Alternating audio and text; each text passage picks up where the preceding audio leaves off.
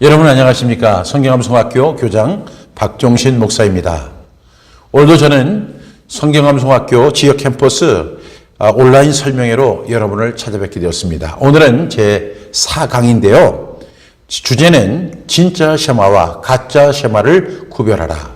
진짜 쉐마와 가짜 쉐마를 구별하라는 제목으로 오늘 강의를 진행하려고 합니다. 여러분들이 잘 아시는 것처럼 세상에는 진짜와 가짜가 공존하고 있습니다. 물론 가짜가 존재한다는 것은 진짜가 있다는 것을 의미하는 것이겠죠. 진짜가 없다면 당연히 가짜도 존재하지 않을 것입니다. 그런데 하나님의 명령인 쉐마에도 진짜가 있고 가짜가 존재한다는 사실입니다. 아니, 가짜가 더 많다는 사실입니다. 그러면 진짜 쉐마와 가짜 쉐마의 차이는 어떤 차이가 있을까요? 그것은 바로 생명력의 차이입니다. 진짜 쉐마에는 하나님의 생명력이 있지만 가짜 쉐마에는 하나님의 생명력이 없습니다. 생명력이 없는 가짜 쉐마를 하면 아무리 열심히 하고 오래 해도 효과가 없습니다. 어떤 분들이 저를 찾아와서 이런 이야기를 합니다. 우리도 쉐마를 한다. 이런 이야기를 합니다. 그리고 나서 한참 지난 후에 이런 이야기를 또 합니다. 그런데 쉐마를 해도 별 효과가 없던데요? 라고 이야기를 합니다. 정말 그럴까요? 유대인을 한번 보십시오. 유대인들이 전 세계에서 가장 뛰어난 민족이 될 수 있었던 비결은 그들의 인구수나 그들의 지능이나 그들의 환경이나 그들의 조건에 있지 않다는 사실을 여러분 잘 아실 것입니다. 유대인이 전 세계에서 가장 뛰어난 민족이 될 수 있었던 비결은 바로 쉐마에 있습니다. 그 쉐마에는 하나님의 생명력이 담겨져 있기 때문입니다. 여러분, 유대인들의 쉐마가 무엇입니까? 이것이 바로 오늘 이 화면에 나오는 것이 유대인의 쉐마의 말씀인데요. 그것이 바로 신명기 6장 4절에서 9절의 말씀입니다. 제가 여러분에게 한번 소개하겠습니다. 이스라엘아 들으라. 우리 하나님 여호와는 오직 유일한 여호와이시니 너는 마음을 다하고 뜻을 다하고 힘을 다하여 내 하나님 여호와를 사랑하라. 오늘 내가 내게 명하는 이 말씀을 너는 마음에 새기고 네 자녀에게 부지런히 가르치며 집에 앉았을 때이든지 길을 갈 때이든지 누워있을 때이든지 일어날 때이든지 이 말씀을 강론할 것이며 너는 또 그것을 내 손목에 매어 기호를 삼으며 내 미간에 붙여 표로 삼고 또 내 집 문설주와 바깥문에 기록할지니라. 이것이 바로 쉐마입니다. 여러분은 쉐마에는 세 가지가 들어갑니다. 첫 번째는 성경 암송입니다. 두 번째는 하브루타입니다. 세 번째는 테필린입니다. 이렇게 이 쉐마에는 세 가지의 요소가 구성이 되어 있습니다.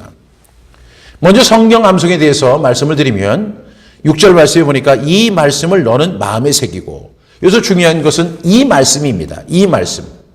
하나님의 말씀이죠. 이 말씀을 너는 어디에 새기고 마음에 새기라는 것입니다. 이것이 바로 성경 암송입니다. 따라서 이 쉐마의 첫 명령은 성경을 암송하는 것입니다. 성경 암송을 하지 않는 쉐마는 당연히 가짜입니다. 유대인들은 만 3살 때부터 시작해서 13세가 될 때까지 창세기, 출애굽기, 레위기, 민수기, 신명기라고 하는 어마어마한 분량의 말씀을 암송합니다. 또 성인이 된 이후에도 계속해서 성경을 암송합니다. 순서는 이제 토라를 암송했으니까 그 다음에 이제 네빔, 예언서에 대해서 암송하고 그 다음에는 케투빔, 이제 성문서 순으로 쭉 암송을 해 나가는 민족입니다. 왜 유대인들이 이렇게 어려운 성경 암송을 할까요? 그것은 쉐마의 명령이기 때문입니다. 오늘 내가 내게 명하는 이 말씀을 너는 마음에 새기라고 했기 때문에 유대인들은 그 쉐마의 명령에 순종해서 하나님의 말씀인 성경을 암송하는 것입니다. 따라서 진정한 그 쉐마는 하나님의 말씀을 암송해야 한다는 사실입니다. 두 번째는 하브루타입니다. 7절 말씀에 보니까 이 말씀을 강론할 것이며 이렇게 말씀했죠. 이 말씀을 강론한다. 그런데 여기서 나오는 것은 다른 것이 아닌 이 말씀이죠. 이 말씀을 너는 마음에 새기라고 했는데 그 이 말씀을 강론하라고 오늘은 이 7절에서 말씀하고 있습니다. 다른 것이 아니라 이 말씀입니다. 암송한 그 말씀. 그 성경의 말씀, 하나님의 말씀을 암송한 후에 그것을 가지고 강론하라는 것입니다. 하브르타를 하라는 것입니다. 이것은 백설공주를 가지고나 또 아니면 치즈 이야기 이런 것을 가지고 하브르타를 하라는 것이 아니라 하나님의 말씀을 가지고 하브르타를 하라는 것입니다. 또 하브르타의 형식은 언제 어디서든지 해야 됩니다. 집에 앉았을 때든지 길을 갈 때든지 누워있을 때든지 일어날 때든지 이 말씀을 강론하라고 했기 때문에 그들은 언제 어디서든지 꼭 장소가 준비되지 않았다 하더라도 의자가 없다 하더라도 그들은 언제 어디서든지 하브르타를 할 수 있습니다. 뿐만 아니라 이 하브르타는 외부 목적이 있는 것은 모두 가짜입니다. 예를 들어서 이 하브르타를 하면 영재 교육이 된다, 또 명문대에 진학을 하게 된다, 그리고 학습 효과가 뛰어나다, 인성 교육이 아주 유익하다.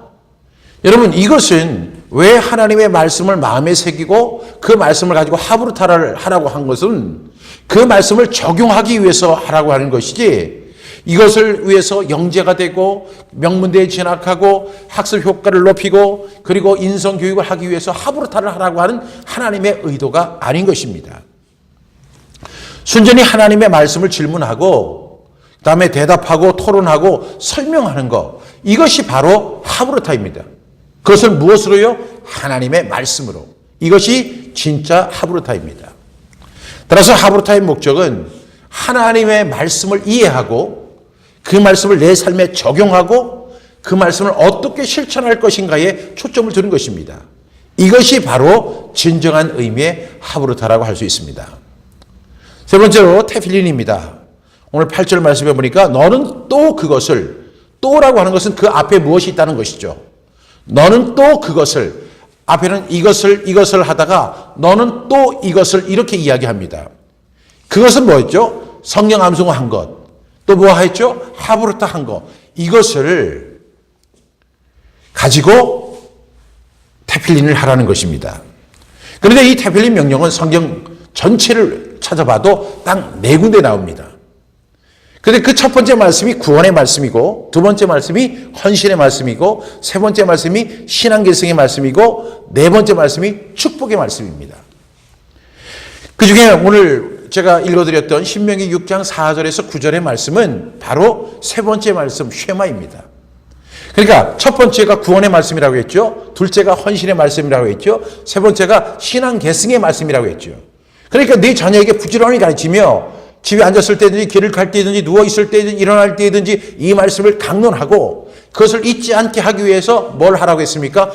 이 왼손에 테필린을 차고 이마에 그 표를 삼아서 이걸 볼 때마다 테필린 해야지, 하브르타 해야지, 성경 암송해야지, 이것을 3,500년 동안 유지할 수 있었던 것입니다.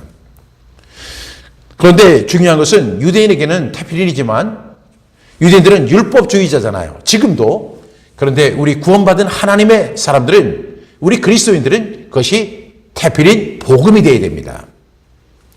이 쉐마를 이렇게 분석해서 설명을 해보면, 여러분 여기에 보면 성경 암송이 있죠. 그 다음에 하브르타가 있죠. 그 밑에 테필린이 있습니다. 이 성경 암송은 하브르타가 아닙니다. 하브르타는 테필린이 아닙니다. 테필린은 역시 성경 암송이 아닙니다. 성경 암송 is not 하브르타고, 하브르타 is not 테필린이고, 테필린 is not 성경 암송입니다. 그런데 쉐마는 성경 암송이죠.